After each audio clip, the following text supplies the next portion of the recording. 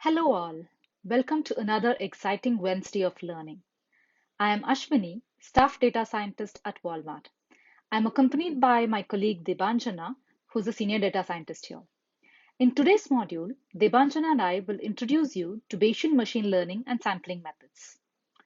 In the first section of Introduction to Bayesian Learning, I will take you through statistical inference, different approaches to inferential statistics, Bayes' theorem, and foundational concepts necessary for Bayes' point of view of linear regression. And Debanjana will then cover some sampling methods, Markov chain Monte Carlo, and also take you through Python implementation of some of these topics. So let's get started. At the risk of oversimplifying, we can say that statistical analysis is exploring data to discover underlying patterns, trends, and insights to understand the population. Typically, looking at the whole population is impossible. So, we use samples from the population to do the measurements and arrive at a metric, and use this understanding to represent a characteristic of the population.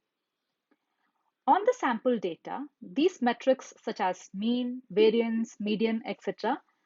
is what we refer to as descriptive statistics. Using these sample statistics to gain an understanding of the population is inferential statistics. Statistical inference uses calculations based on probability theory to substantiate the conclusions arrived based on the sample data. Now we'll look at different approaches of statistical inference. Let's say we want to check if Susie is a good sales manager. The information we have is how many deals she has closed. One extreme point of view would be to have a belief about Susie and sticking to it. There won't be any use of data to validate this conclusion here. Another point of view is to look only at the data. Taking the historical sample of the deals Susie has worked on, and we'll see how many she succeeded in closing. If the rate of success is greater than what you would expect an average person to have, then you say Susie is a good sales manager. This is the frequentist approach. It relies on long-term relative frequencies to arrive at the conclusion. The third approach, which is essentially the middle ground, is the Bayesian approach. Here, we start with having a belief. Let's say we start neutral and believe Susie is an average sales manager. Now let's look at the data. And based on the probability of seeing this data, given your belief, we will update the belief. Now the data says she has closed 9 deals out of 10. So it's more probable for Susie to be a good sales manager. We'll now look at Bayesian inference in detail. First, let's quickly recap some foundational probability concepts. P of A is the probability that A is true, or A is an event that will happen. So the sum rule says if there are n ways of an event A happening with different probabilities, then the sum of all of these probabilities will be equal to 1. Note here that the probabilities lie between 0 and 1. Now the second concept is P of A given B. This is the probability that A will happen if we know that B has happened. This is called the conditional probability. For example, P of long hair given woman is, if I know that the person is a woman, what is the probability of her hair being long?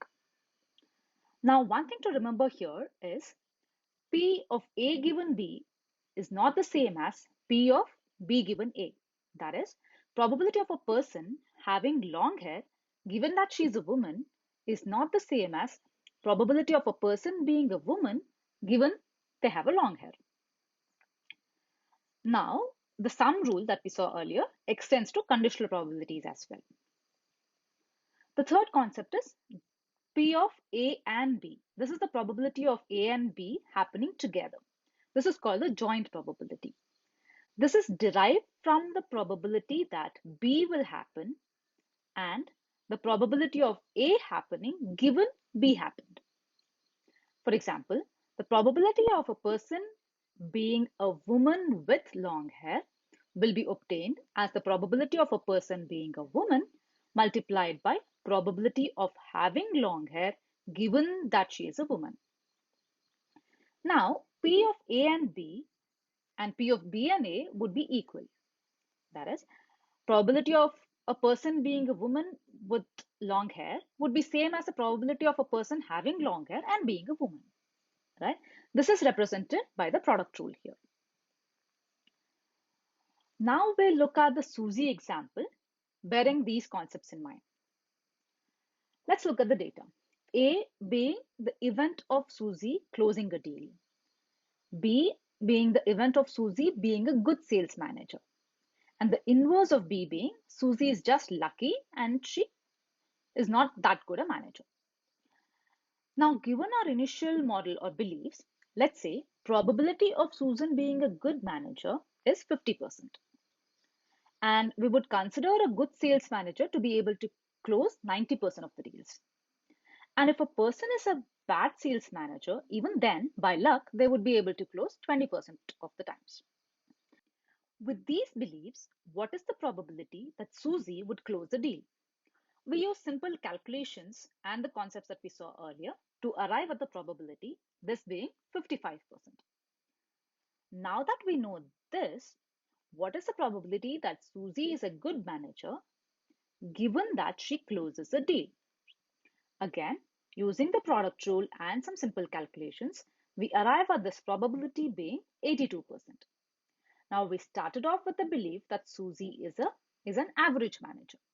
And with the data of her closing a deal, the probability of her being a good manager increased to 82%.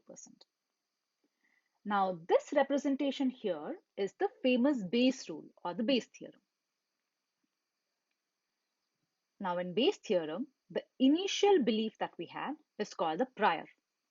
The probability of the data occurring given that you have a belief is the likelihood.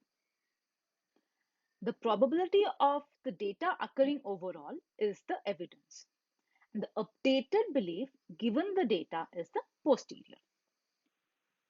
We have arrived at the Bayesian rule by looking at probabilities.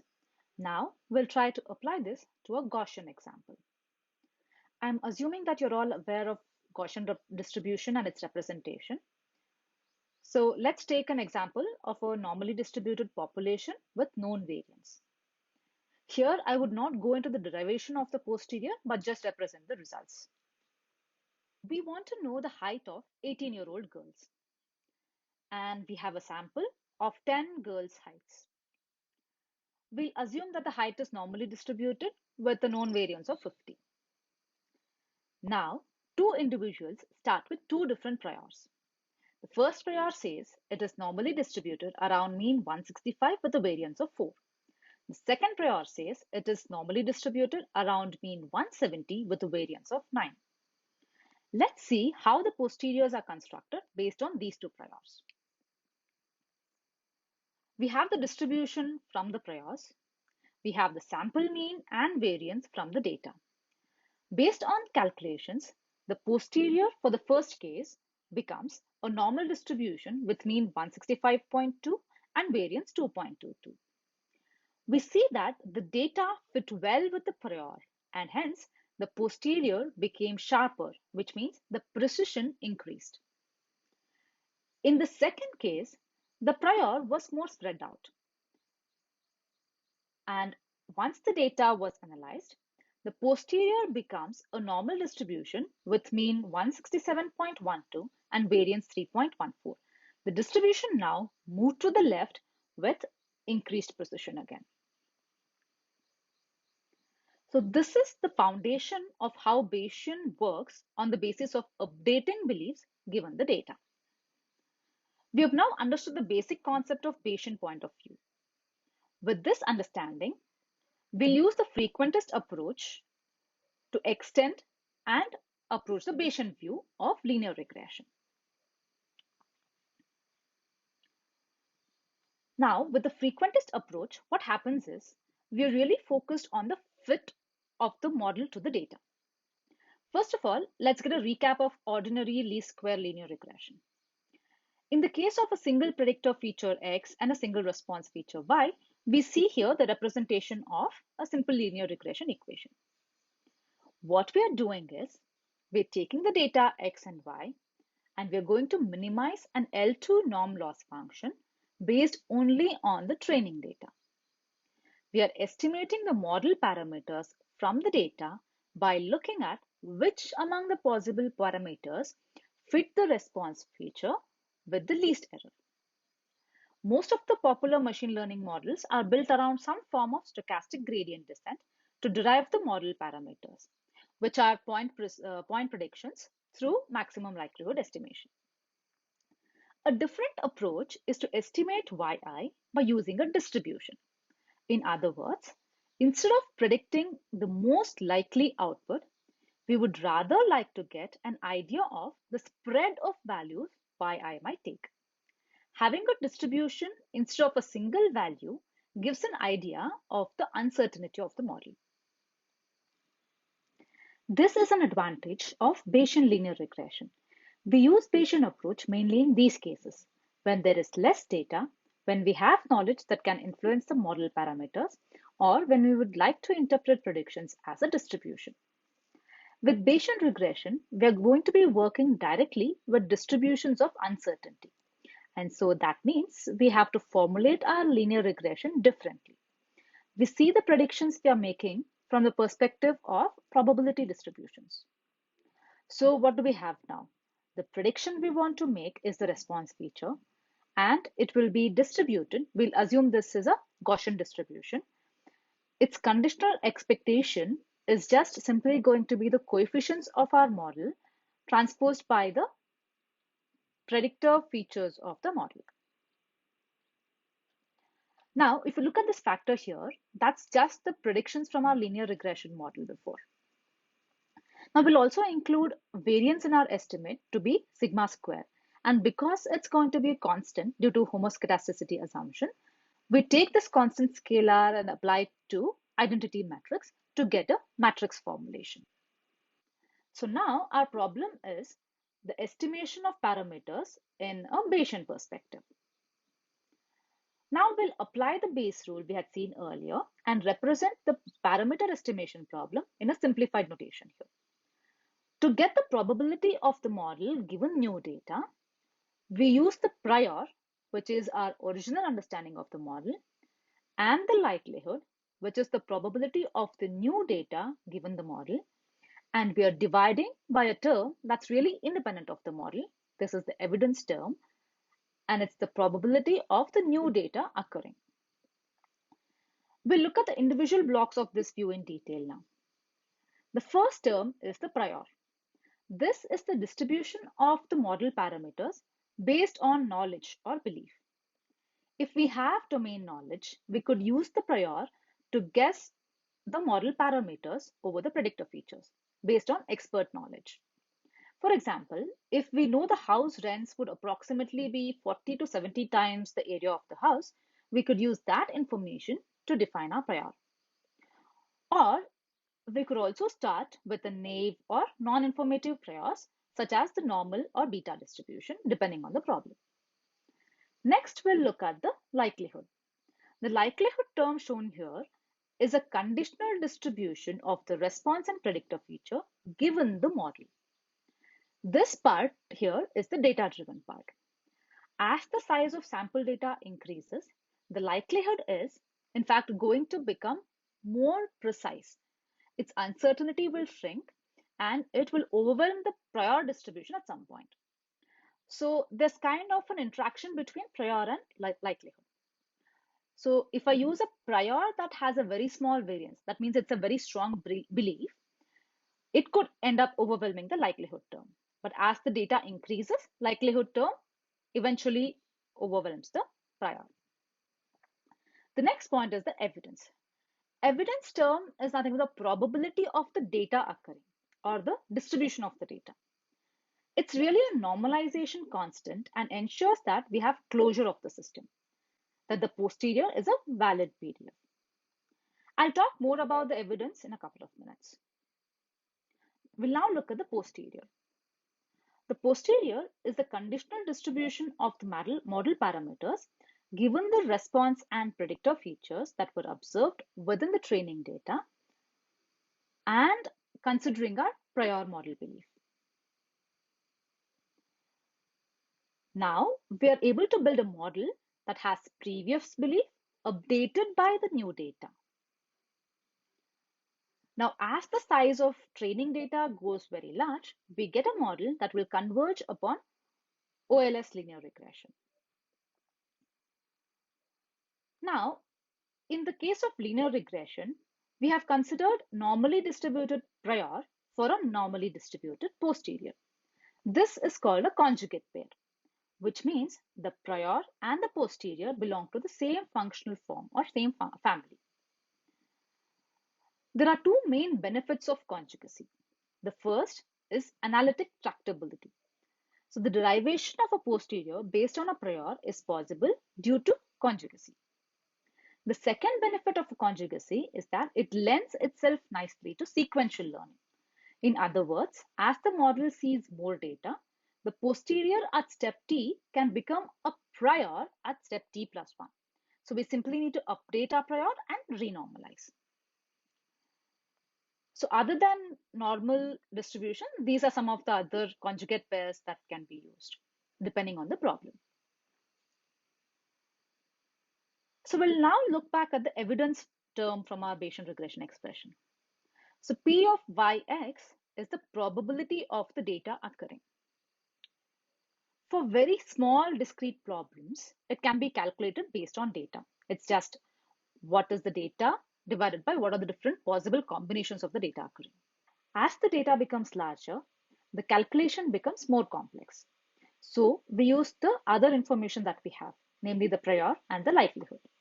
So we can calculate the probability by summing across the likelihood and prior over all possible combinations of the parameters and integrating it if in the case of continuous. Now for this, we require the likelihood and prior to be conjugate of each other. Also, the problem becomes pretty tricky for continuous variables if we consider higher dimensional space. So the problem becomes intractable due to these two reasons. Not able to formulate with a conjugate pair, and problem is of a larger dimension space.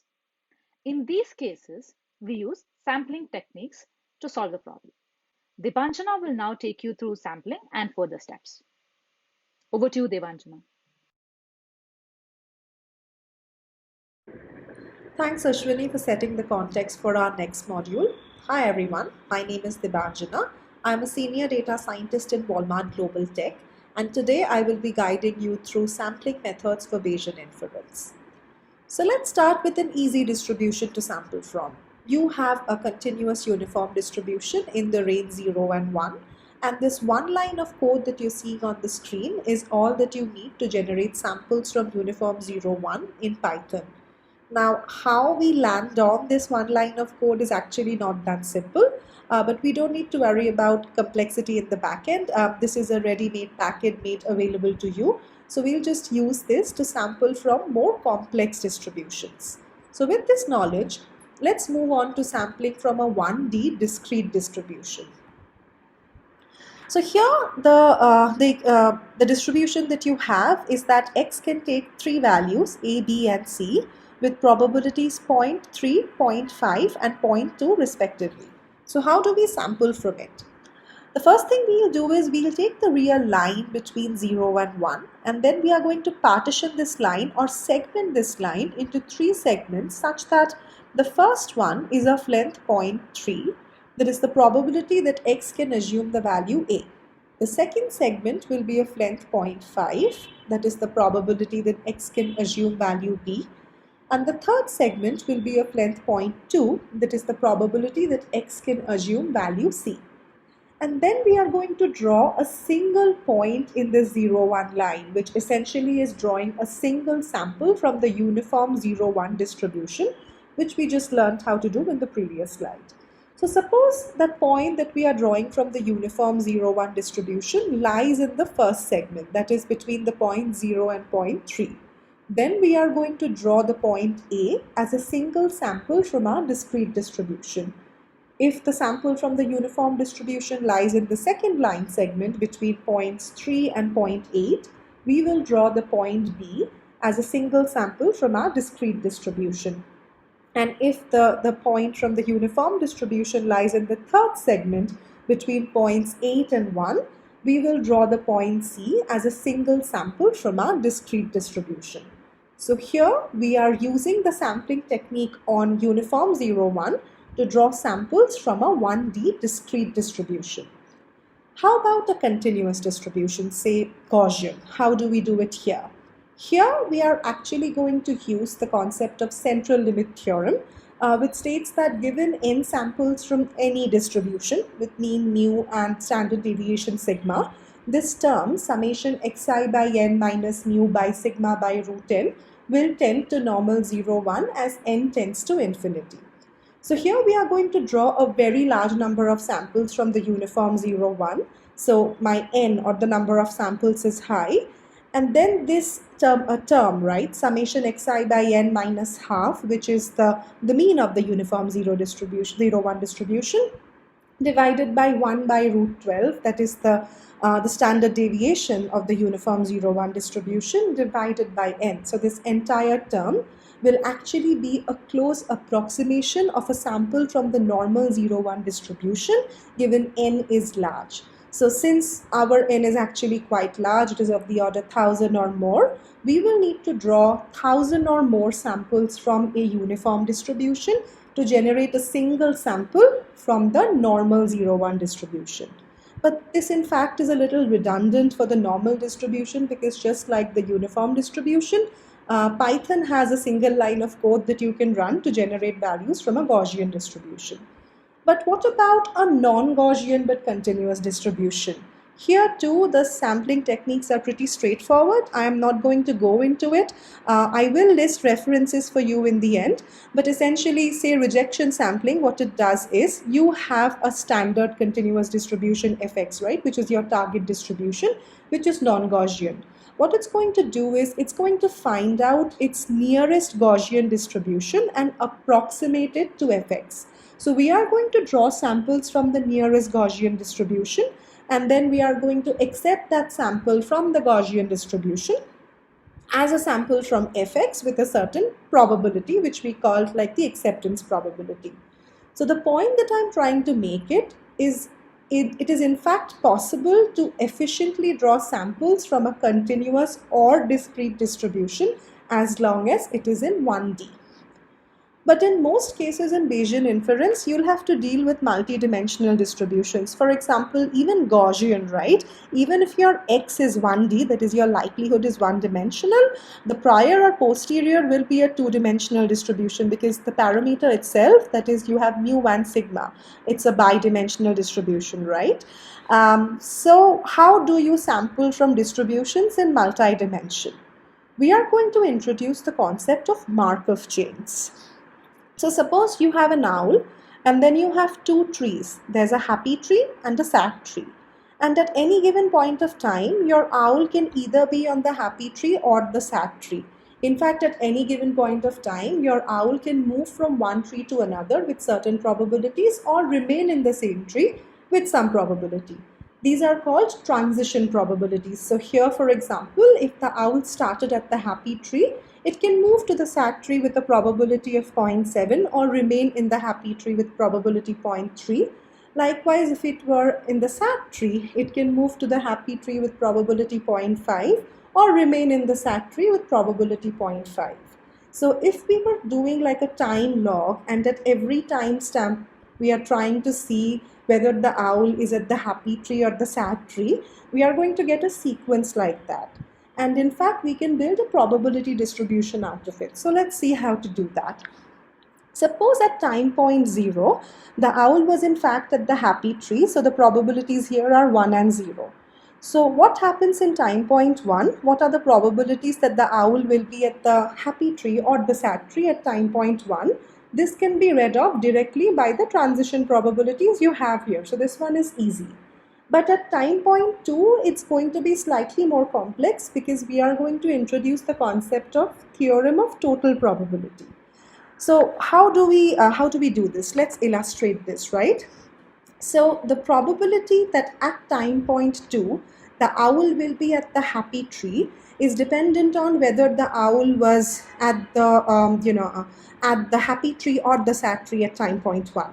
So this term over here, right? What this means is the probability that the owl will be at the happy tree at time point 2, given was already at the happy tree at time point 1. This is 0.3 multiplied by 0.3 plus the probability that the owl will move to the happy tree at time point 2, given it was at the sad tree at time point 1. Likewise, for the sad tree, the probability that the owl will be at the sad tree at time point 2 is given by whether it will move to the sad tree at time point 2, given it was at the happy tree at time point 1, plus the probability that the owl will remain at the sad tree at time point 2, given it was already at the sad tree at time point 1. So if we repeat this for several timestamps and say at the millionth or billionth timestamp, we will actually see our Markov chain converge to a Bernoulli distribution with probability that the owl was at the happy tree is something around 0.42, and the probability that the owl was at the sad tree something around 0.68. So why do I say Bernoulli? If I assume the owl being at the happy tree as success, then the probability of success is ranging toward 0.42 and the probability of failure is ranging toward 0.68. So what we are seeing indeed is starting from a given transition probability matrix, at the millionth or the billionth step, we do see a convergence of our Markov chain to some distribution. And just like the Markov chain with two states, instead of two states, it can have several states, n many states given the number of trees in the forest, and we can compute its converging distribution just in the same format. In fact, it does not always have to be discrete states. We can assume that our owl can freely move in this quadrant. In that case, we are going to have continuous states for the Markov chain, which will now be defined by its transition probability matrix, that is Tij, where Tij is the probability that the owl can, the probability with which the owl moves from the ith state to the jth state at any given point of time. And here too, we can easily find out the converging distribution just as before. So now, how do we use Markov chains to generate samples from our target distribution, which is f of x? The first thing to do is we need to identify a Markov chain that converges to fx. And once we have done that, once we have identified that particular Markov chain, which is defined by a set of transition probabilities, we need to initialize this Markov chain at any state. It doesn't matter which one. And then at every iteration, we are going to generate one sample or one state of the Markov chain depending on its transition probability matrix. Now, the thing to note is the Markov chain, in fact, is not the same as our sampling distribution or the distribution that we want to sample from, right? The Markov chain converges to our to our target distribution fx as we sample more and more from it. So the first few samples in the Markov chain will not be similar to the samples from fx, so we need to throw them away, which is called the burning sample. But then for the mth iteration, where m is a very large number, beyond the mth iteration, the samples that we are going to get from the Markov chain will start looking more and more like samples from fx. So now one thing that may come to your mind, a question that may come to our mind is, will we always have a Markov chain converging to fx? The short answer is yes. We need to satisfy two conditions. One, Tij has to be greater than 0 for all ij. What that means is you need to let your owl move from one state to another at any given point of time with non-zero probability. And the second thing we need to ensure is fx is indeed stationary. And now I know that stationarity is a concept that we cannot really talk about without a lot of mathematical proof, so we will not go into it right now. I will leave links in the end. But the thing you need to know is, for all practical purposes, these two conditions will always be satisfied by your use case, so you don't really need to worry about that. Now that we have established that it is indeed possible to have a Markov chain converging to your target distribution, that is fx, the most crucial part of the Markov chain sampling is getting xk plus 1 from the transition probabilities of, so basically the probability of your owl moving to the k plus 1th state from the kth state. And this is probably slightly easier in 1D. Recall the example of the happy tree and the sad tree, but not so much in multi-dimension. So say if we wanted to predict the exact coordinate where the owl would be at any given point of time. So if you think of the Earth as a three-dimensional coordinate system, and we want to predict the length, breadth, height of the point where the owl would be at any given point of time, sampling from such a multi-dimensional distribution is probably a lot more complex. So how do we do it? For this, we use something called the Gibbs sampler. So suppose your target distribution fx is itself multidimensional, where x has components like x1, x2, x3. So by virtue of it being multidimensional, f is in fact difficult to sample from. But remember, fx can actually be written as the product of three univariate conditionals. So you have f1, which is the conditional distribution of x1 given x2 and x3. f2, that is the conditional distribution of f2 given x1 and x3, and f3, that is the conditional distribution of x3 given x1 and x2. And each of these are in fact univariate distributions, so they are relatively easy to sample from. So in Gibbs sample, this is exactly what we are going to do. We are going to initialize the 0th sample of x at something, right? So it could be 0, 0, 0. Let me call this x1 0, x2 0, and x3 0. Then at the first iteration, that is k equal to 1, x1 1 will be sampled from f1 given x2 is equal to x2 0 and x3 is equal to x3 0. Then x2 1 will be sampled from f2 given x1 is equal to x1 1 and x3 is equal to x3 0. And then x3 will be sampled from f3, that is given x1 is equal to x1 1 and x2 is equal to x2 1, right? So at the end of the first step, you are going to get a single sample of x, that is x1 1, x1 2 and x1 3. And then you're going to repeat this multiple times, and just like before, we'll assume that the first few would not have attained convergence. So we're going to throw the first m samples as burning samples, and after the mth sample, we'll assume that our samples gradually start looking more and more like samples from f of x. Okay. Now, the good thing about Gibbs sampler is it reduces our sampling complexity to that of 1D sampling, right? That's great. However, the con here is it is not a parallel process. So as you can see, it's a sequential process. What that would mean is I have to wait to sample every component in X to move to the second iteration. So instead of 3 dimensions, if we had 30 dimensions, I will have to wait just that long in order to move to k equal to 2. So it can get very time consuming.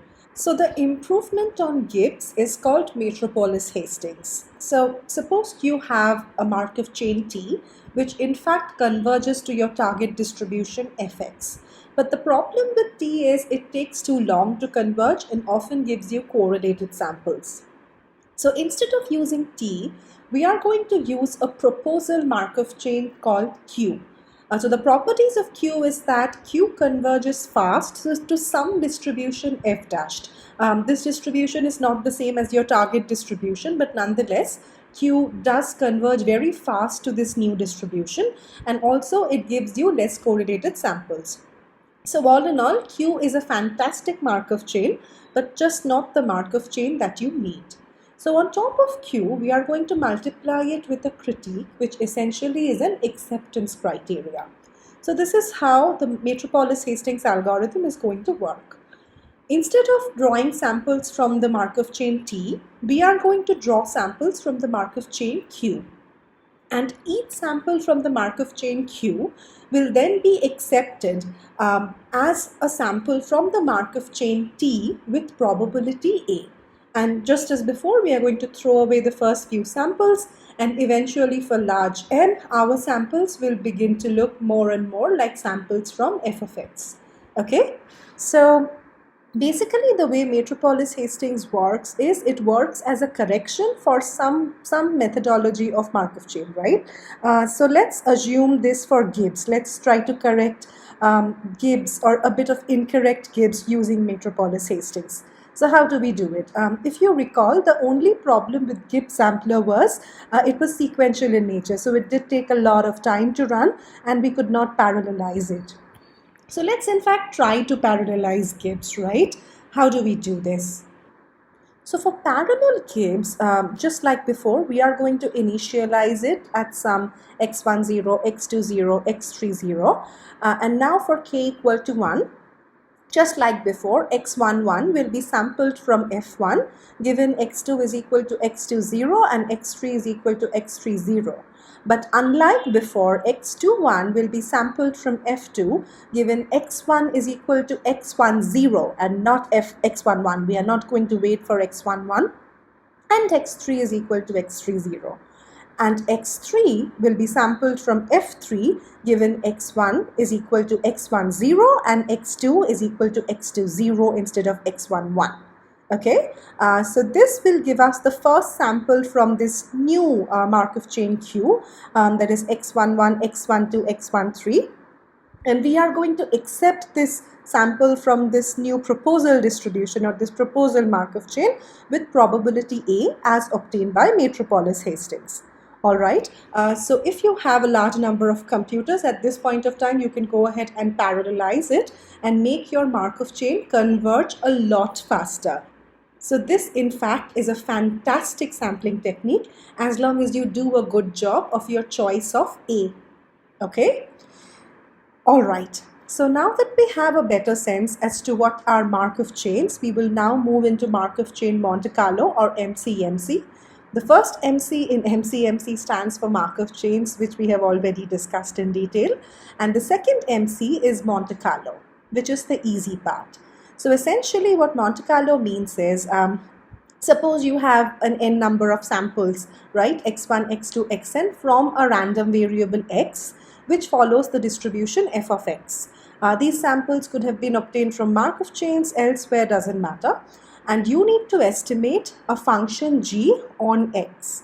So what Monte Carlo states that the estimation of g of x or expectation of g of x can be accurately computed by summation k running from 1 to n, g of xk by n for large n. So for larger values of the sample, or sorry, for larger samples as n tends to infinity, you're going to get more and more accurate values of the expected value of g of x through this sampling technique. So let's try to put pen to paper and try implementing this on Python and see how this goes.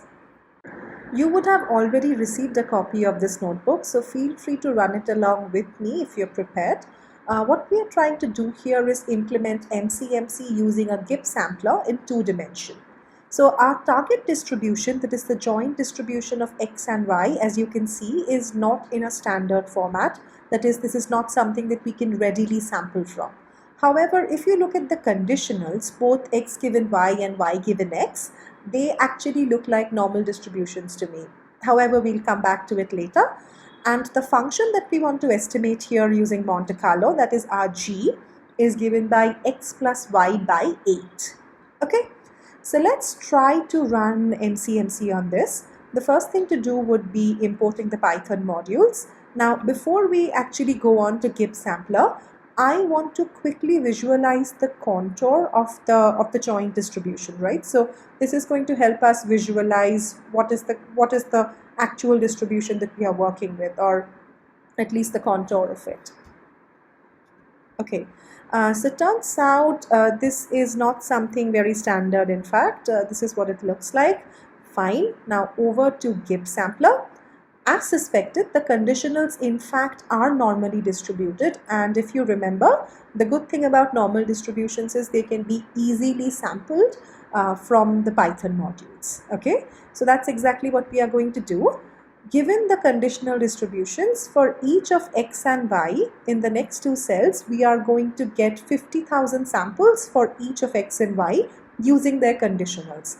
And this is going to be sequential in nature. We are not applying Metropolis Hastings here, so it's just plain old Gibbs sampler. Okay, let's also run the histogram given the samples that we have obtained from X and Y, just to take a look at them. Fantastic. So now what we are going to do is, now that we have samples from X and Y through their conditionals using the Gibbs sampler, we are going to plot these samples onto the contour of the joint distribution of X and Y, so as to check if we did a good job of the sampling. So let's try and do that. Okay, so it turns out we did not do half bad. You see, the high density points of the contour are also highly populated in our samples. Okay, and also the low density part of the contour, so the purple points outside of the contour, outside the shape of the contour, are not very high in number.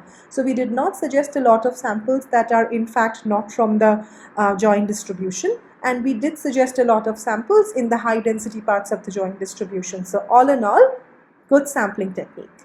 Okay, now on to the Monte Carlo. The first thing that we are going to do is we are going to throw the first 20,000 samples as burning samples. And with the remaining 30,000 sample, we are going to run this cell to get the estimate of our function g using the sample values. That brings us to the end of our module on Bayesian machine learning today. We have listed the pre-reads and references for you to explore. Please feel free to connect with me or Ashwini with any questions you may have. But just as a parting note, this workshop was meant to get you started on the concepts of Bayesian machine learning. However, there's so much more to explore, so much more to learn. And we really urge you to continue your Bayesian journey even outside of this workshop. Thank you so much.